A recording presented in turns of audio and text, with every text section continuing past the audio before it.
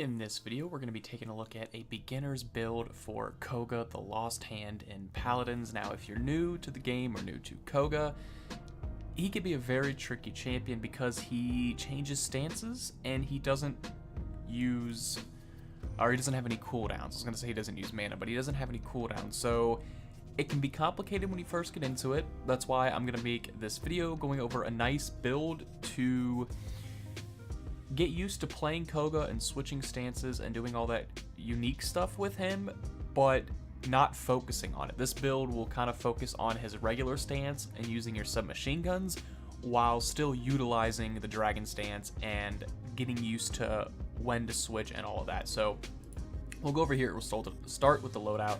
I have it called beginner, obviously. So we'll start, I guess, just go from left to right. I usually like to go, actually, we'll start with importance. So first one, trained killer. Put 2 points into this. Whenever you're in dragon stance, you generate ammo for your submachine guns. And I really like this card, especially when I first started off playing Koga. I didn't use this card, and then I discovered it later, and so glad I did, because especially for beginners, it works amazing. Basically, when you do decide to switch to that dragon stance and you're gonna go ham on people, a lot of the times you don't reload before because you just want to switch right away, and then you'll go back to your submachine gun stance, maybe you're low health or whatever, and you don't have any ammo and you got to reload, so that takes an extra bit of time. With this, you're pretty much guaranteed to be at max ammo, or at least be pretty full, close to full when you switch back to your SMGs. It's a really good card for beginners.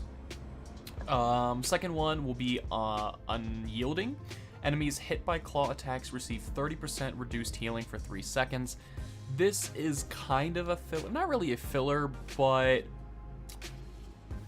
it's a good card for any Koga build because you want to be in dragon stance, and whenever you hit enemies, Koga has pretty strong attacks in his, actually they're really strong if I'm being honest, in his dragon stance, and they're pretty quick, so getting anti-heal is just good. You can never really get enough anti-heal, and this is going to be a prominent card in my advanced Koga build, so this kind of gets used to just playing it out. And when you're hitting tanks, they're not going to be able to get healed really quickly. Like, Dragon Stance, Koga shreds, so when you start hitting people, the healer's going to be like, alright, I gotta heal, and then when they do, they just won't be able to. It's as simple as that.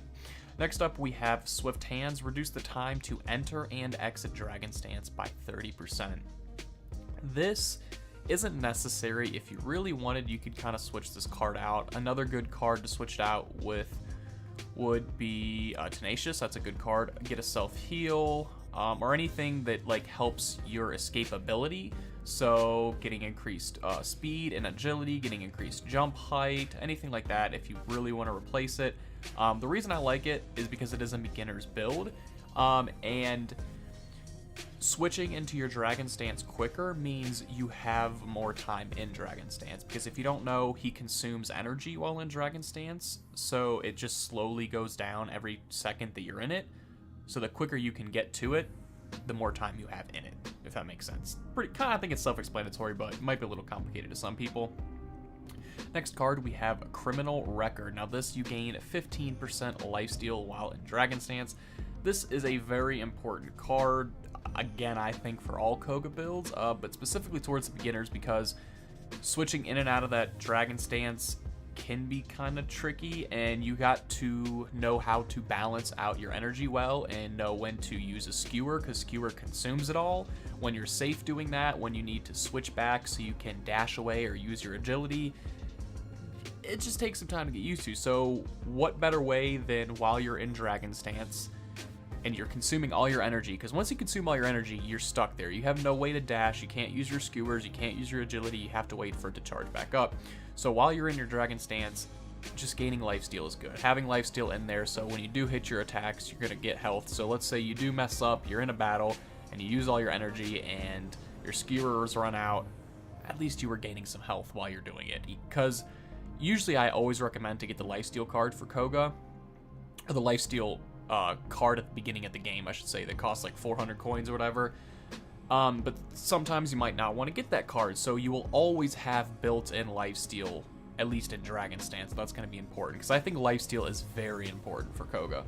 And then I guess we already did this one, so our final card will be Galestorm. This I don't want to say it's the most important because, like, you don't really need this card, but for this build, and it's my build in my video, so I'm going to say it is. It is the most important card. Kills with Skewer restore 50% energy, and you're like, well, that's kind of doesn't seem like that great, but the reason I threw it in there is because I feel like for beginners who are getting used to Koga, switching in out of stances like we've been over, this will help because what I like to do with Koga is, let's say I'm using SMGs, I get to full energy. As soon as I get to full energy and there's a fight going on, there's a decent fight, switch into Dragon Stance, use your claws, your basics, and then once you get down to low energy, use your Skewer. Try to stay in the fight, try to stay close enough to people, and whenever you get down to low energy, Skewer, because Skewer is going to consume all your energy, whether you're at full or whether you're at 1 tick left. So I like to just use it when I'm at 1 tick left because why the hell not? Basically what I do, I'm using my SMGs, I'm fighting, switch to Dragon Stance, basic, just do that. And then when I get low, try to Skewer and get a kill. Try to find a low target, and Skewer's gonna hit for a decent amount, so you got a decent chance to do that. Because let's say you do get the kill, you're going to restore 50% energy. That's why it's at level 5. It starts off at only 10%. Rank it up to level 5, you get 50% energy. So that makes it so you go from 0 energy in your Dragon Stance, well, almost 0 in your Dragon Stance, you Skewer, it's going to switch you back to your SMGs, and because of Trained Killer, you should have full ammo. And then when you're back to your SMG stance, you're also going to have 50% energy. So you can use an agility if you want, or you could use a dash if you want. You could get out. You have some energy to work with once you get out of your Dragon Stance. And I think it's very important for beginners because he's just different. No other champion has had that stance change like he has, that doesn't have any cooldowns on his abilities. So you've got to really be switching and using your energy efficiently. So anytime you can just get more energy, that's going to be beneficial, and this also helps you practice Koga. It encourages you to go for those Skewer kills to get your energy back. So this really helps you practice. The main thing you're going to be focusing on is kind of being an SMG stance. Actually, before we go over the whole gameplay, let's go through the abilities, because there's 2 you want to get. Now, this is the beginner, so don't get Dragon Fangs. Dragon Fangs is very, very important for the advanced build that I'm going to be releasing at some point. So don't really get that right now.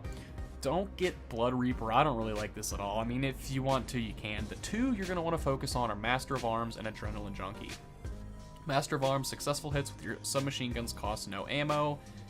This is kind of fun, and if you really want to focus on the submachine guns, you can get this, but for this build, I would try to go Adrenaline Junkie, and that's the first one you unlock as well anyway, so you can get this build started right away. Dealing damage with submachine guns restores energy. So essentially how your play is going to be with this build is you go into the fight, you start off with your well, really when you go into the fight, try to get behind them, use your agility, climb up a wall, do your assassin-like thing, and get behind them as a flank. Switch into your Dragon Stance, go apeshit with your claws, and then Skewer when you're about to run out. And then hopefully you get a kill, it restores your energy, and then shoot with your SMGs. And because you have that Adrenaline Junkie ability, you're going to be getting more energy when you deal damage with your SMGs. So let's say even if you don't get a kill with Skewer and are at 0 energy, when you switch back to that SMG stance, you're going to get energy back really, really quick. You can replenish energy fast if you're good at hitting your basic attacks with Koga. So the whole thing is Dragon Stance whenever you're at full. It doesn't have to be full, but I would recommend full. Dragon Stance, go ham on basics. Skewer when you're at the very last bit. Hopefully you get a kill. If you do, great. If not, doesn't matter. And then just try to SMG and restore your energy and repeat. The whole point of this build and play style is to get used to switching, like I said.